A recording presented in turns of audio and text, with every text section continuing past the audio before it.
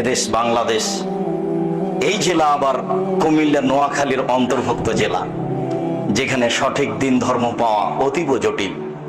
ইসলাম Saudi আরব থেকে বের হয়ে ইরাকে ঢুকেছে, ইরাক থেকে বের হয়ে ইরানে ঢুকেছে, ইরান থেকে বের হয়ে পাক ভারতে এসেছে।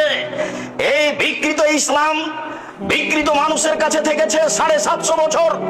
তারা চলে গেলে এই বিকৃত ইসলাম থেকেছে 190 বছর ইংরেজদের কাছে। তার উপরে এই ভূখণ্ডের উপরে থেকেছে দীর্ঘদিন। যারা পাকিস্তান থেকে দেশে এসে রাজত্ব চালিয়েছিল তারা সবাই ছিল শিয়া। মিস্টার জিন্না শিয়া, মিস্টার লিয়াকত আলী শিয়া, প্রেসিডেন্ট আইয়ুব শিয়া। তাদের হাতে দিন ধর্ম থেকেছে, ক্ষমতা তাদের হাতে থেকেছে। বিকৃত ইসলামী মানুষের কাছে ইসলাম বলে পরিচয় পেয়েছে, যার কারণে মাঝে মধ্যে আমি বলে থাকি আপনাদের কাছে, সঠিক বলাও যেমন জটিল, সঠিক মানাও তেমন কঠিন। কেন? সঠিক কথাগুলি বেঠিক কথাগুলি দুটাই আরবিতে লেখা আছে। আরবি বুঝে জাতির সামনে বলাও জটিল। কেননা যখন আপনি সঠিক বুঝেছেন তখন জাতি তো ধর্ম মনে করছে আর একটা। আপনি যদি বলেন, সমাজ আপনারটা মেনে নেবে না, সমাজ আর রি করে উঠবে। তারা বলবে এই কেমন আলেম বাপ দাদার ধর্মকে বিকৃত করতে এসেছে। ধর্মের পরিবর্তন মানুষ সহজে মেনে নেয় না, তার নাম আকীদা, তার নাম বিশ্বাস।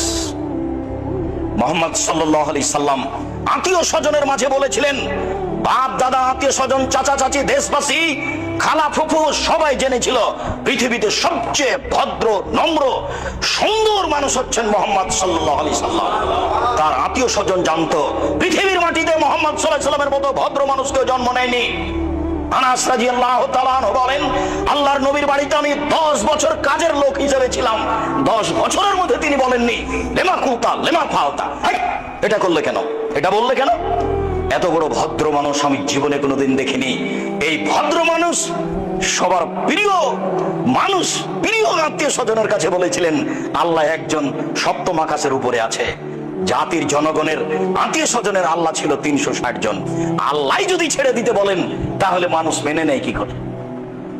তাই তো মানুষ বলেছিল, এ কি যেমন তেমন আশ্চর্য, এ কি যেমন তেমন পথ, আল্লাহুস সামাদ। আরে অন্তত কেউ তো 3 জন মাবুদ মানে, এ বলছে 3 জনও নয়, মাত্র একজন সপ্তম আকাশের উপরে থাকে। কেমনে মানা যায়? একে হত্যা করতে হবে, নেহায়েত না হয় দেশ থেকে তাড়িয়ে দিতে হবে, নইলে জেলখানায় বন্দি করতে হবে, তিনটের যে কোনো একটা করতে হবে। এটাই তাদের সিদ্ধান্ত। এত বড় ভদ্র নম্র মানুষের উপরে হক বলাও যেমন জটিল, হক মানাও তেমন কঠিন।